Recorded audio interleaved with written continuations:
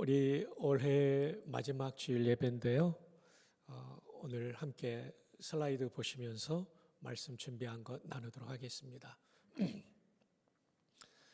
1965년에 프랑스의 마르땡 듀랑 변호사가 까테린 느트 네부 할머니의 고급 아파트를 매입하는 계약을 맺었습니다. 조건이 아주 좋았어요. 할머니 돌아가실 때까지 매월 $500를 내고 돌아가시면 소유권을 완전히 이전받는, 이때 변호사의 나이가 47이고요. 할머니 나이가 90세예요. 누가 봐도 몇 년 안 있으면 돌아가실 거고 몇천 달러 내고 고급 아파트를 살 수 있는 것이라고 생각했죠. 근데 30년이 지난 후 변호사는 77세로 죽었고 할머니는 여전히 살아계셨어요. 그래서 2년을 더 살아서 122세를 살았습니다. 결국은 변호사의 자녀들이, 변호사는 돌아가신 다음에 자녀들이 2년도 돈을 내고 이 소유권을 이전받았는데 계산해 보니까 제값 다 주고 샀다는 것이죠. 수학은 공식대로 풀리지만 인생은 하나님이 풀어주셔야 합니다. 저는 이제 올해가 64세인데 지나온 생애를 보면 풀리지 않을 것 같았던 문제들이 풀린 거 경험하게 됩니다. 그리고 제 주변의 사람들이 저 사람은 잘 풀릴 것 같았는데 막히는 것도 보게 돼요. 결국 인생은 하나님이 풀어주셔야 됩니다. 여러분의 젊은 날을 하나님께서 풀어주시고 인도해 주시기를 축복합니다. 오늘 말씀의 제목은 인생의 밤에 드린 기도와 찬송입니다. 우린 인생을 살면서 예기치 않은 인생의 캄캄한 밤을 만날 때가 있죠. 건강, 가정, 또 우리의 직장, 또 젊지만 사업하는 분들도 계시겠죠. 이런 인생의 밤을 우리는 어떻게 극복할 수 있을까? 오늘 성경을 통해 그 답을 얻기를 바랍니다. 본문 말씀은 바울과 실라가 제2차 선교 여행 때 경험한 일입니다. 2차 선교 여행 때는 1차에 갔던 소아시아 지역, 이 소아시아는 지금의 터키 지역을 말하는데요. 에이저 마이너라고 부르죠. 작은 아시아. 그리고 큰 아시아는 어디냐? 우리가 살고 있고 인도가 포함된 에이저 메이저가 있는 거죠. 지금 바울과 실라가 선교 여행을 떠난 것은 인도나 태국이 아니고요. 터키 지역이었어요. 2차 선교행의 목표는 1차 때 갔던 소아시아 지역을 더 강력하게 토대를 놓는 그것이었습니다. 근데 이때 특별한 일을 경험하게 되죠. 하나님께서 이 소아시아 전도를 막아요. 그래서 사도행전 16장, 오늘 본문이 16장인데요. 6절과 7절에 오면 6절에 성령이 아시아에서 말씀을 전하지 못하게 하시거늘 부르기아와 갈라디아 땅으로 다녀가. 7절 무시아 앞에 이르러 비두니아로 가고자 애쓰되 예수의 영이 허락하지 아니하시는지라. 6절에 성령이 막았다고 되어 있고요. 7절에 예수의 영, 성령의 다른 표현이죠. 막았다고 되어 있습니다. 쉽게 말하면 소아시아의 동쪽으로 갔더니 성령께서 막아서 더 못 가는 거예요. 여기 아니구나. 북쪽으로 갔더니 또 성령께서 막으셔서 못 가는 거예요. 여기도 아니네. 그래서 남쪽으로 갔더니 여기서 또 막으시는 거예요. 남아있는 방향은 어디죠? 지금 여러분 설교 듣고 있습니까? 어디가 남았죠? 동쪽 막히고 북쪽 막히고 남쪽 막히니까 남아있는 방향은 서쪽이죠. 서쪽으로 가다 보니까 항구 도시가 나와요. 드로아라는 항구 도시죠. 여기서 환상을 보게 됩니다. 마케도니아 사람, 유럽 사람이 건너와서 이 보스포러스 해협을 건너와서 우리를 도우라라는 얘기를 하게 되죠. 유럽으로 오라는 거죠. 신구약 성경 66권이 완성되기 이전에는 환상도 하나님의 뜻을 분명하게 전하는 계시의 수단이었습니다. 그러나 성경이 완성된 다음에는 환상은 계시의 수단이 아니죠. 개인적 경험일 뿐입니다. 미국의 어떤 농부가 갑자기 담임 목사님께 와서 목사님 저 신학해야 될 것 같아요. 왜요? 저 목사가 돼야 될 것 같아요. 왜요? 밤에 자는데 꿈에 하늘에서 갑자기 PC가 떴습니다. 그래서 집사님 그것을 어떻게 해석했습니까? Preach Christ, 그리스도를 전파하라. 그러려면 목사가 돼야 되겠죠? 왜 집사님은 그 PC를 플랜트 콘으로 생각하지 않았나요? 집사님 제가 보기에는 목사의 소명보다는 농사 짓는 소명이 더 큰 것 같습니다. 여러분 모든 꿈이 계시는 아니라는 거죠. 그러나 바울 사도 시대에는 꿈, 환상이 계시의 수단이었죠. 그래서 그는 빌립보로 가게 됩니다. 여기서 우리는 굉장히 중요한 레슨을 배울 수 있습니다. 그건 뭐냐면 선교조차도 하나님이 막으실 때가 있다는 거죠. 바울은 기도하며 전략을 세워서 소아시아를 터다지기를 하려고 했는데 하나님은 막으시고 유럽으로 보냈죠. 왜냐하면 제국의 심장인 로마로 가는 고속도로를 내고 싶으셨던 것이죠. 여러분의 인생을 살면서 때로는 여러분의 인생길이 막힐 때가 있어요. 당황하지 마십시오. 그것은 새로운 길을 열려는 하나님의 인도인 것입니다. 저는 군목으로 평생을 보내려고 했는데 소령 진급이 늦어지면서 제대를 하게 됐어요. 저는 제대할 때 굉장히 마음이 낙심이 됐어요. 왜냐하면 전 평생 군목으로 55세까지 하려고 했는데 40세에 나가게 됐죠. 그때 하나님께서 저를 미국으로 보내셨고요. 거기서 공부도 하고 목회도 배우고 그리고 다시 한국으로 보내셨죠. 그리고 지금은 총신대학교로 보내셨죠. 만약에 제가 55세까지 군목을 했다면 오늘에 서 있는 이 자리의 직무는 수행하지 못했을 겁니다. 막힌 것이 끝이 아니라 새로운 인도의 방향일 수 있는 것입니다. 자, 그래서 바울은 이제 유럽의 첫 도시인 빌립보에 도착하게 되었죠. 본인이 계획했던 일이 아니었습니다. 성령께서 막으셔서 그리고 환상을 통하여 성령의 인도로 가게 된 거죠. 거기서 루디아, 여성 사업가죠. 옷감 장사 루디아의 식구들이 예수님을 믿고 세례받는 놀라운 열매를 거두게 됩니다. 얼마나 기뻤을까요? 와, 하나님의 성령께서 소아시아에서 나를 막은 이유가 있었구나. 유럽의 교회를 세우는 빌립보 교회를 세우는 일을 하나님이 하시는구나. 근데 위기가 다가오죠. 그들이 만난 위기는 기도하러 가다 만난 귀신 들린 여종을 치료한 것이 발단이 되었어요. 귀신이 들려서 귀신의 능력으로 점을 많이 쳐서 주인에게 수익을 올려주는 사람이었습니다. 근데 귀신이 들려 끌려다니는 귀신에 매여 있는 이 여종을 긍휼히 여겨서 치료해 주신 것이 오히려 문제가 된 것이었죠. 귀신이 떠난 여종은 귀신의 능력으로 점을 쳤기 때문에 귀신이 떠나자 점치는 능력도 떠나가게 되고 당연히 돈을 버는 일이 이제는 불가능해지죠. 수입이 줄어들자 여종의 주인은 바울과 실라를 고소 고발했습니다. 이역만리 낯선 타향에 선교사들을 도울 사람은 단 한 명도 없었고 그들은 억울한 재판을 받게 돼요. 그리고 죄수 아닌 죄수가 되어 온몸에 매를 맞아서 터지고 깨지고 옷은 찢겨진 채 깊은 지하 감옥에 투옥당하게 되었습니다. 이때 바울과 실라의 심정은 어땠을까요? 본인들이 원해서 빌립보에 온 것이 아니죠. 성령께서 아시아의 사역을 막으셔서 유럽까지 왔는데 정작 당한 일은 억울하게 매맞고 지하 감옥에 갇힌 상황이 되었으니까요.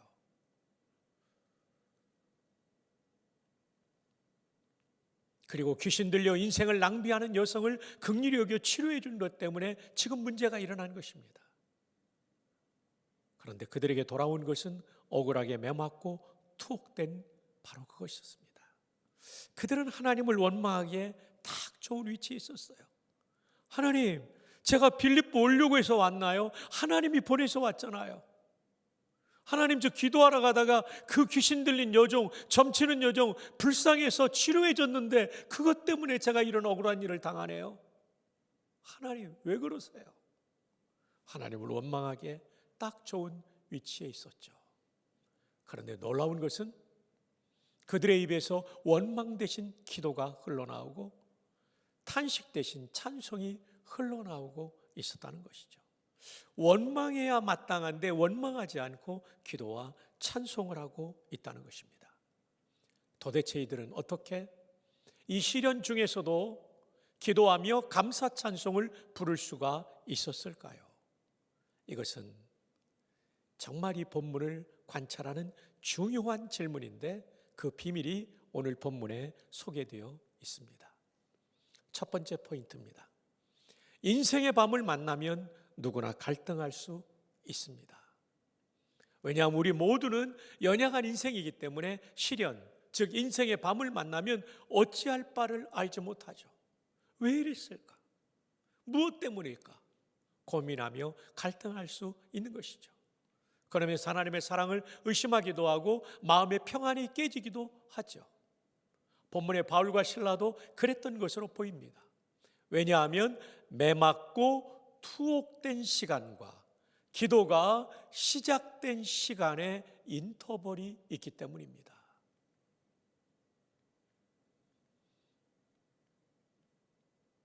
그 인터벌이 있다고 생각하는 근거가 있습니다. 그들이 기도하러 간 시간이 있겠죠? 그리고 귀신 들린 여종, 점치는 여종을 고쳐준 시간이 있겠죠? 그리고 고소 고발당해서 재판받은 시간이 있겠죠? 그리고 재판의 결과 매맞은 시간, 그리고 투옥된 시간이 있을 거예요. 그리고 기도를 시작한 시간이 있는데 이 시간들을 계산하면 인터벌의 이유를 알게 되는 거죠. 여러분, 유대인의 기도 시간은 하루에 3번입니다. F.F. 브루스라는 유명한 영국 신학자가 쓴 주석에 나옵니다. 이른 아침, 오후 3시, 그리고 세 번째로는 해지는 시간. 그렇다면 바울이 그리고 실라가 언제 기도하러 갔을까요? 1번, 2번, 3번 중에 몇 번이라고 생각하십니까? 그들은 아무 말도 하지 않았다. 저는 주로 정답을 2번에 배치합니다. 정답은 2번입니다. 왜 그렇게 생각하냐면 1번은 아닙니다. 인터벌이 너무 길어요. 아침에 기도하러 갔다가 한밤중, 좀 있다 보면 이 한밤중이 about midnight거든요. 밤 12시경 시간이 너무 길어요. 3번도 아닙니다. 해지는 시간에는 재판관들이 퇴근했기 때문에 재판이 불가했기 때문이죠. 따라서 2번이 가장 합리적 추정이 가능한 시간입니다. 오후 3시에 기도하러 가다가 이 사건이 벌어진 것이죠. 오후 3시에 기도하러 가다가 귀신 들린 여종을 치유해주고 이 문제 때문에 고소고발되고 매맞고 투옥된다.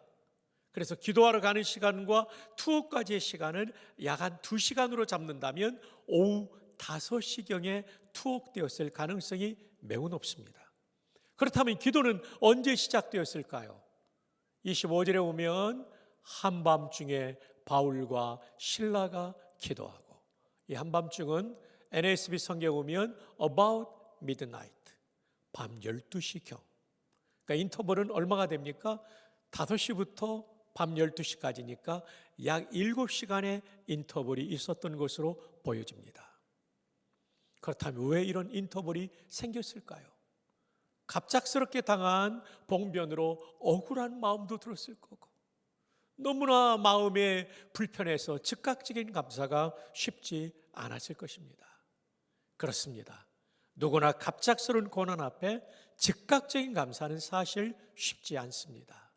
그 예로서 손양원 목사님의 예를 여러분에게 들어드리겠습니다. 손동희 권사님이라는 분이 따님이신데 나의 아버지 손양원 목사라는 책을 썼습니다. 이분은 6.25 전쟁 때 순교하신 분이십니다. 그리고 그 전에 일제강점기에 때는 신사참배 반대로 5년 동안 옥살이를 했던 한국교회 별처럼 빛나는 어른이시죠. 아들을 총살시킨 안재선이라는 청년을 용서하고 양자 삼았기 때문에 이분의 별명이 사랑의 원자탄이 되는 것이죠.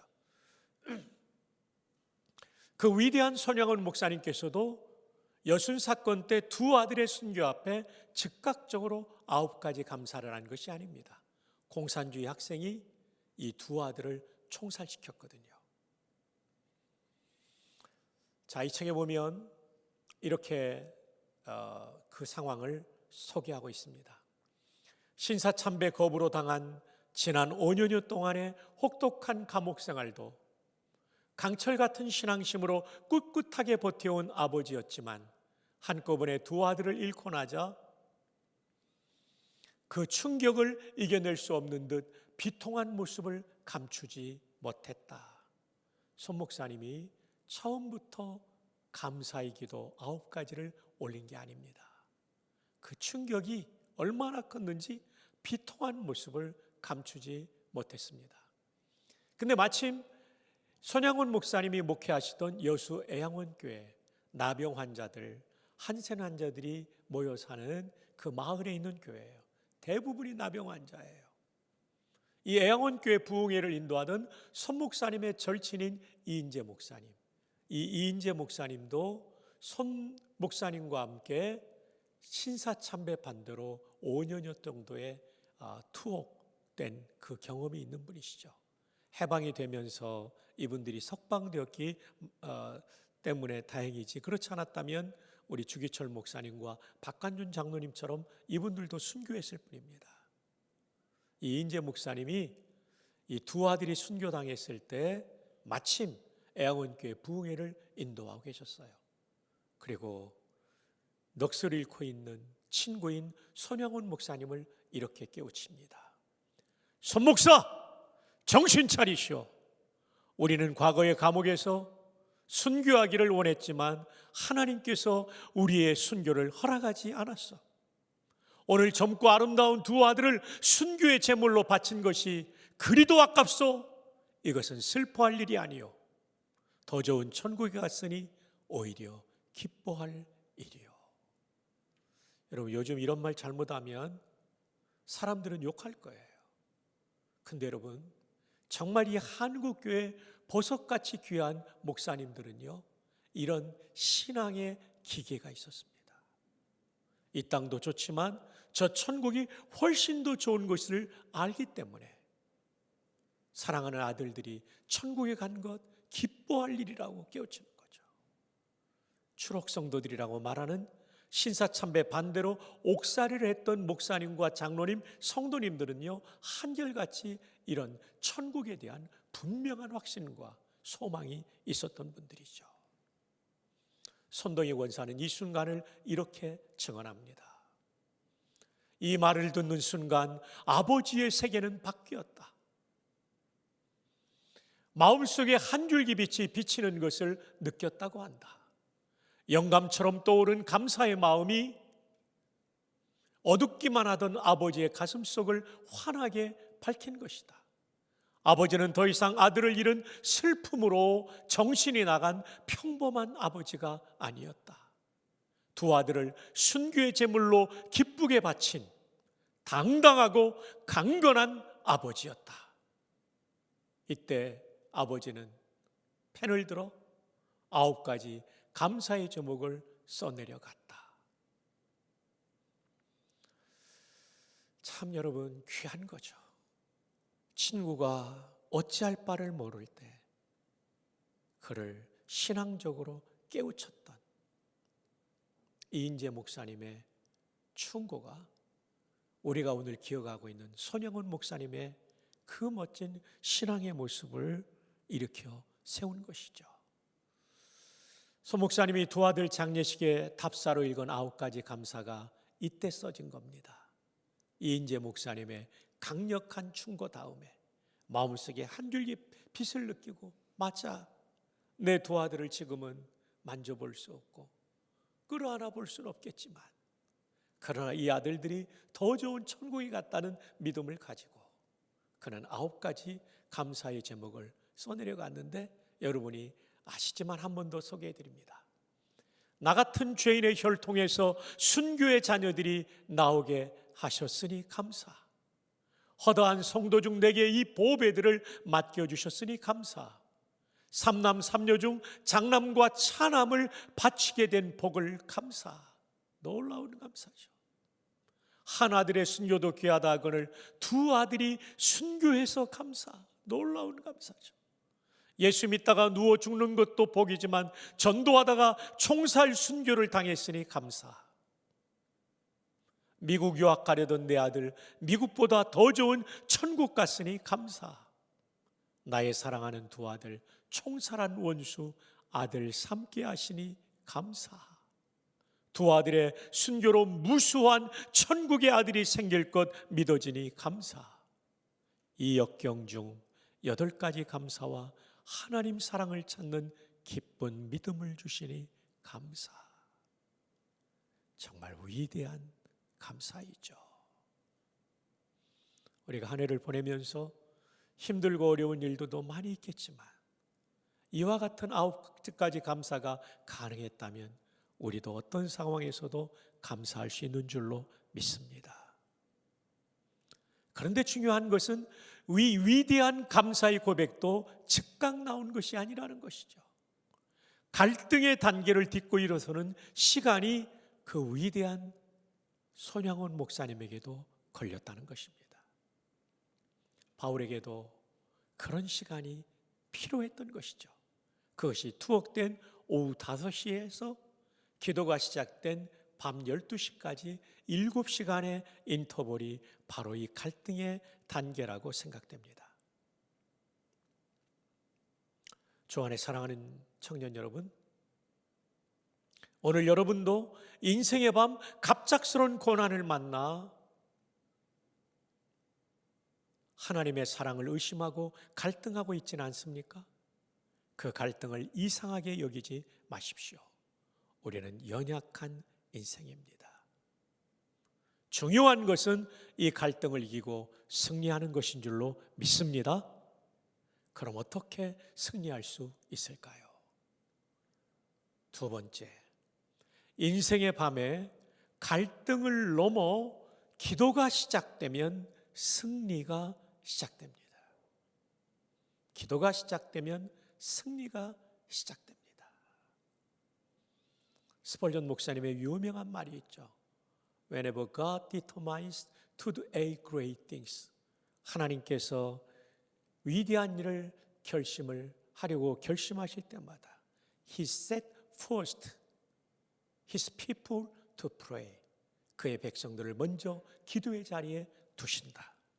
하나님은 위대한 일을 시작하려고 하실 때마다 그 백성들을 먼저 기도의 자리에 두시죠. 여러분의 인생의 고난과 역경 가운데 갈등을 딛고 기도가 시작되면 승리가 시작될 수 있습니다. 자, 오늘 본문을 보면 한밤중에 바울과 실라가 기도하는 중에 그들은 하나님께 여쭈었을 것입니다. 하나님, 제가 하나님을 위해 이 생명 아낌없이 일하는데 왜 이런 시련을 주십니까? 제가 하나님의 일을 하는데. 기도가 더 깊어지자 하나님의 말씀을 통해 하나님의 섭리를 깨달았을 것입니다. 기도하면 이런 말씀이 떠오르죠.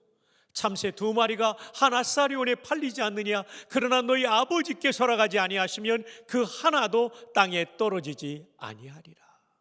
하나님의 허락 없이는 참새 한 마리도 땅에 떨어지지 아니하는데 그 아들 예수 그리스도의 보배로운 피로 구원한 우리가 고난을 당할 때는 분명히 하나님의 이유가 목적이 있는 줄로 믿습니다. 너희에게는 머리털까지 다 세신 바 되었나니 두려워하지 말라. 너희는 많은 참새보다 귀하니라. 기도하면 이런 말씀이 떠오르게 되어 있습니다. 오늘도 기도하다가 여러분의 인생의 밤에 이런 답을 얻기를 축복합니다. 그가 한 사람을 앞서 보내셨으며 요셉이 종으로 팔렸도다. 그의 발은 착고를 차고 그의 몸은 쇠사슬에 매였으니 곧 여호와의 말씀이 응할 때까지라. 그의 말씀이 그를 단련하였도다. 요셉이 억울하게 종으로 팔려가고 그리고 감옥에 들어간 것 같지만 하나님의 말씀, 하나님의 계획이 응할 때까지 그를 단련하는 과정이었다라고 말하고 있죠. 귀하신 여러분, 올 한 해 여러분의 삶 속에 정말 억울한 일, 힘든 일, 해석되지 않는 고난 앞에 서 있는 분도 계실 거예요. 여러분, 기도하다 보면 이런 말씀으로 우리를 깨우쳐 주시죠. 그래서 우리로 하여금 하나님의 말씀 때문에 하나님의 섭리를 믿게 됩니다. 섭리란 무엇입니까? 한자로 잡을 섭자에 다스릴 이자.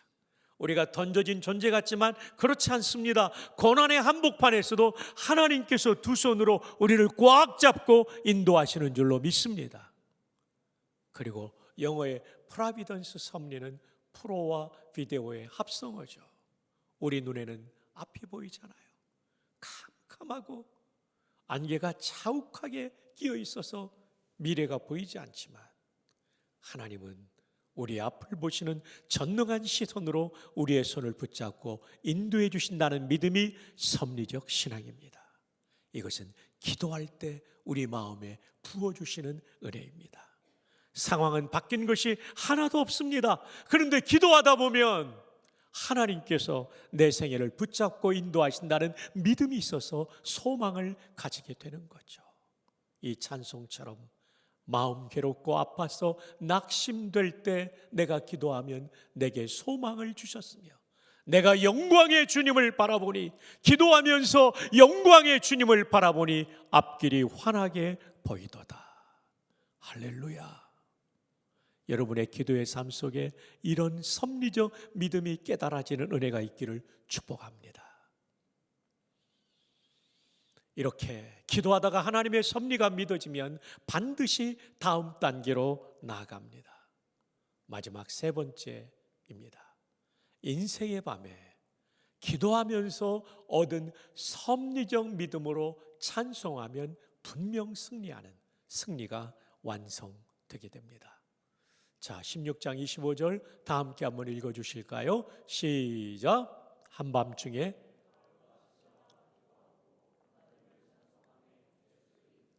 기도한 다음에 찬송이 시작됩니다.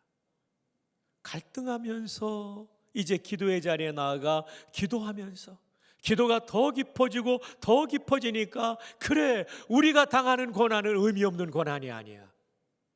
그 아들 예수 그리스도의 보배 피로 나를 구원하신 하나님이 나를 이곳까지 보내셨는데 여기서 내 인생을 망하게 하는 것이 아니라 하나님의 계획이 있지. 가슴속에 섭리적 믿음이 가득 차오르니까 가슴속에 찬송이 터져나와 그것이 입술로 찬양을 하게 된 것 아니겠습니까? 믿지 않는 사람들이 이해하지 못할 세계가 바로 여기에 있습니다.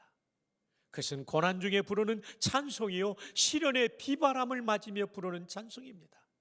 사람들은 상황이 좋아져야 흥얼거리고 노래를 부를 수 있지만 기독교인들은 상황이 하나도 바뀌지 않아도 찬송할 수 있는 사람들인 줄로 믿습니다. 이것이 믿지 않는 사람들이 이해하지 못할 세계인 것이죠. 지금 현재의 상황이 바뀐 것은 단 하나도 없습니다. 여전히 몸은 감옥에 있습니다. 발은 착고에 처해 있습니다. 그럼에도 불구하고 찬송합니다. 왜냐하면 섭리적 믿음이 깨달아지니까, 하나님의 인도가 느껴지니까. 찬송에는 두 가지 찬송이 있습니다. 평안할 때 부르는 찬송은 누구나 할 수 있는 찬송입니다. 그러나 고난 중에 부르는 찬송은 기도하는 사람, 섭리적인 신앙을 가진 사람만 할 수 있는 것이 이번에 고난 중에 부르는 찬송입니다. 저는 여러분이 고난 중에 부르는 찬송의 주인공들이 되시기를 바랍니다. 하나님의 섭리에 대한 믿음 때문에 상황은 하나도 바뀌지 않고 동서남북으로 막혀 있다 할지라도 하늘의 하나님을 바라보며 찬송할 수 있는 청년, 그들은 그들의 인생도 복될 뿐 아니라 역사를 바꾸는 청년들이 될 줄 믿습니다. 자, 이제까지는 바울과 실라 입장에서 본문을 관찰했습니다. 이제는 빌립보 지하 감옥에 들어가 있는 바울과 실라를 쳐다보시는 하나님의 관점에서 본문을 살펴봅시다. 찬송하는 바울과 실라를 바라보시는 하나님은 어떠셨을까요? 바울과 실라가 말도 못하게 억울한 일을 당한 겁니다. 매 맞아가지고 온몸이 피로 얼룩졌고 옷은 다 찢어진 채로 그들이 찬양하고 있는 거예요. 기도하면서 얻은 하나님의 섭리를 믿는 신앙으로 깨진 몸을 가지고 찬양할 때 이들을 바라보시는 하나님의 심정은 어땠을까요? 이야! 저들이 저 높은 신앙의 경지, 그 고지까지 올라섰구나. 보통 사람들은 이런 찬양 못하거든요. 그저 억울해하고 속상해하고 그 자리에 머물러 있는데 바울과 실라가 그 차원을 넘어선 거예요. 깊은 기도를 드리면서 하나님의 섭리에 대한 믿음이 있어서 이제 목청껏 찬양하는 신앙의 최고의 고지가요, 고난 중에 찬송을 부르는 것입니다. 하나님을 엄청 감동시켰겠죠. 그래서 하나님께서 기적을 보내십니다. 26절 한번 읽어주시기 바랍니다. 시작.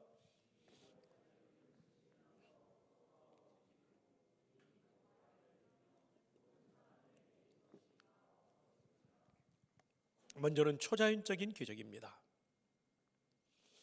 갑자기 큰 지진이 났어요. 근데 첫 번째 단어 이해를 기억하셔야 돼요. 25절에 기도하고 찬송함에 이해, 바로 그 일이 일어날 때에 하나님께서 응답으로 큰 지진을 갑자기 일으켰다는 거죠. 조짐이 보인 것이 아닙니다. 갑자기 일어난 것입니다. 초자연적인 기적이죠. 지진이 나면 옥토가 움직이면서 옥문의 경첩이 깨지고 문이 다 열리게 되죠. 근데 여러분, 지진이 나서 옥문이 열리는 건 이해가 되지만 모든 사람의 발에 매인 착고가 풀어지는 것은 있을 수 없는 일이죠. 지진 난다고 이게 풀리는가요? 아니죠. 하나님께서 일일이 간섭하셔서 이걸 풀어버리실 거예요. 놀라운 역사죠. 근데 한 걸음 더 나아가 더 놀라운 역사는 영적인 기적입니다. 옥문이 열리고 간수가 자다 깨어보니까 옥문이 활짝 열려 있는 거예요. 죄수들이 다 도망갔다고 생각하고 자결하려고 합니다. 로마의 법에 따르면 죄수들이 타러 가면 간수가 죽게 돼 있어요. 죽으려고 한 거예요. 이때 바울이 큰 소리로 네 몸을 해하지 말라, 우리가 다 여기 있노라. 이 간수가 깜짝 놀라죠. 일반 죄수 같으면 도망갔을 텐데 도망가지 않은 바울과 실라를 보며 감옥 안으로 들어가 무릎을 꿇고 말합니다. 그리고 인사한 다음에 그들을 데리고 나오며 말해요. 선생들이여, 내가 어떻게 하여야 구원을 받으리이까? 간수가 그전에도 이 복음을 들었던 것 같아요. 근데 그 복음을 귀담아 듣지 않았는데 도망갈 수 있는 상황에서 도망가지 않는 바울과 실라를 보며 감동을 받고 신뢰하며 질문합니다. 내가 어떻게 하여야 구원을 받으리이까? 이때 바울이 시대를 초월하여 수많은 사람을 구원한 전도 메시지를 전합니다. 주 예수를 믿으라, 너와 내 집이 구원을 받으리라. 그리고 간수의 온 집이 구원을 받고 바울과 실라를 씻기고 그리고 음식을 대접하는 놀라운 영적인 기적이 일어납니다. 조금 전까지만 해도 바울을 감시 감동하던 사람이 이제는 바울이 전한 복음을 받아들이고 세례를 받는 이 놀라운 역사. 여러분, 우리가 고난 가운데도 기도하다가 섭리적 믿음을 깨닫고 찬양하면 우리의 생애 속에도 이런 하나님의 기적이 일어날 줄로 믿습니다. 왜냐하면 우리가 믿는 하나님 여호와는 이런 분이기 때문입니다. 편지자의 이름을 따라 BDB 사전이라고 불리는데요, 이것은 히브리어 영어 원어 사전입니다. 이 사전은 아주 좋은 사전인데 여호와라는 이름의 뜻이 잘 설명되어 있어요. 이스라엘 하나님의 고유한 이름, 구약의 이스라엘은 민족이라면 신약의 이스라엘은 교회라고 칼빈이 해석했죠. 우리는 새 이스라엘이죠. 우리가 믿는 하나님의 고유한 이름이 여호와입니다. 엘로힘이라는 히브리 단어는 우리말로 하나님으로 번역되는데 이 엘로힘은 이방신을 가리킬 때도 씁니다. 심지어 천사를 가리킬 때도 엘로힘을 씁니다. 그러나 여호와는 오로지 우리가 믿는 하나님께만 쓰이는 더 프로퍼 네임인 것이죠. 두 번째, 생명을 주시는 분, 라이프 기버. 육신과 영혼의 생명을 불어넣어 주시는 분이에요. 절대적인 분, the absolute one. 우리 모두는 상대적이지만 하나님은 절대적이십니다. 이기지 못할 상대가 없고 해결하지 못할 문제가 없는 것이죠. 그래서 바울과 실라가 이 하나님 바라보고 기도했더니 옥문을 열어버리고 작구를 풀어버리고 간수의 마음을 열어주시는 놀라운 구원의 역사가 일어난 것이죠. 귀하신 여러분, 우리가 믿는 하나님은 절대적이신 여호와인 것을 믿으시기를 축복합니다.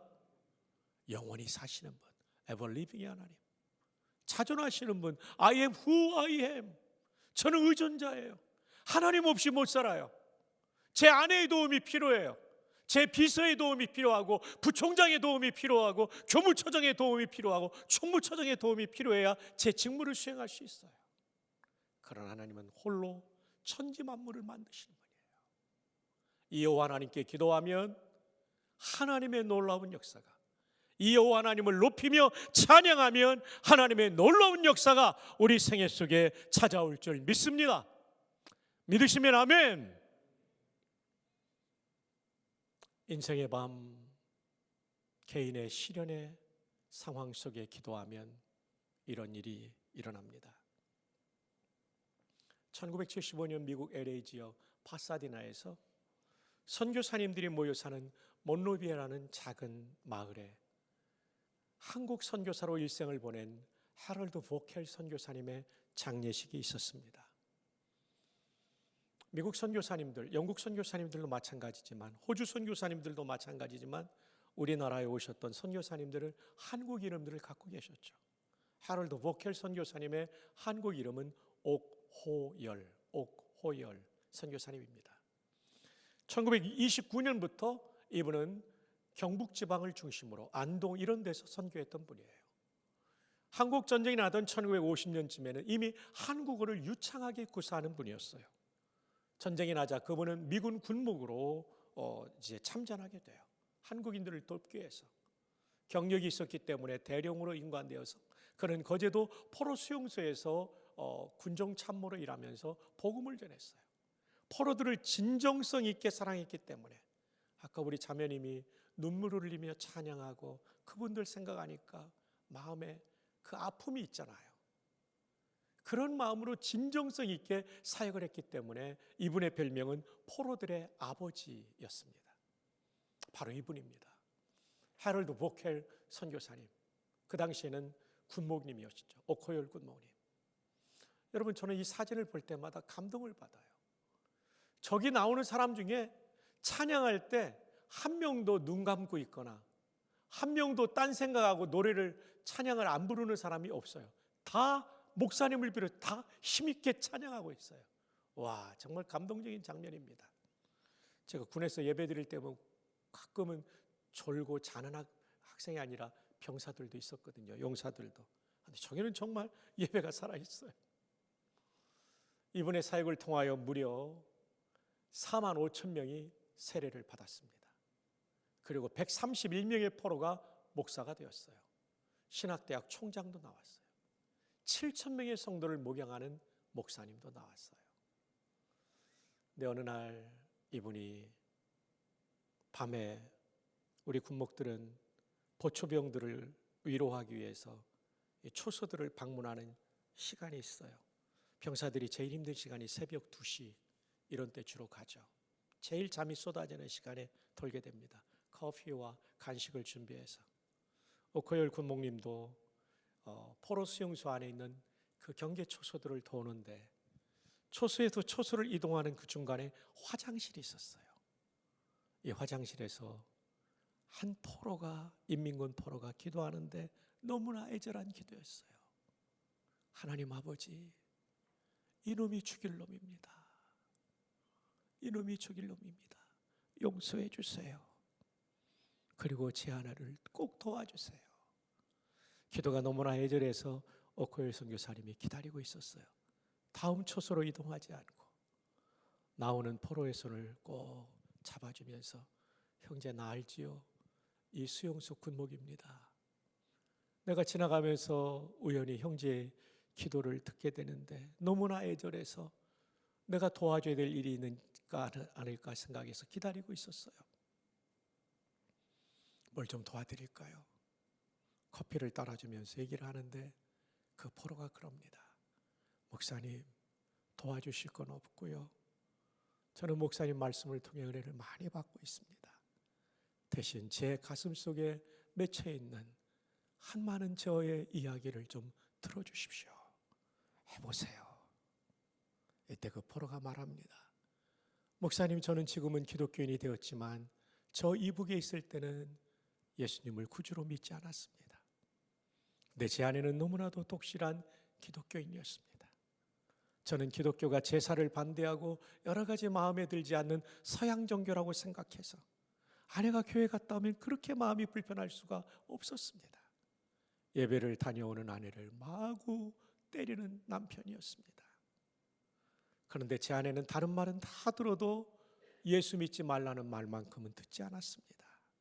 어느 수요일인가 저녁에 들어왔는데 밥상은 차려져 있지만 그리고 식탁보가 예쁘게 쓰여져 있었고 그 안에 맛있는 식사는 있었지만 아내가 보이지 않았습니다. 순간 저는 치밀어 오르는 분노를 가지고 예배당으로 찾아갔습니다. 아니나 다를까 제 아내가 맨 앞에 앉아서 예배를 드리는데 목사님이 설교하시는 시간이었습니다. 마룻바닥에 신발을 벗고 들어가야 되는데 저는 진흙이 잔뜩 묻은 신발을 신은 채 중앙 통로를 통해 맨 앞자리에 앉아 있는 목사님이 설교하고 계신데도 불구하고 무례하게 맨 앞에 앉아 있는 제 아내를 머리채를 휘감아 가지고 와서 집으로 질질 끌고 와서 때려주었습니다. 화가 풀릴 때까지. 아내가 저한테 매를 맞고 나면 아내는 어김없이 부엌으로 가서 하나님 앞에 조용히 흐느끼며 이 부족한 남편을 위해 아이들을 위해 기도했습니다.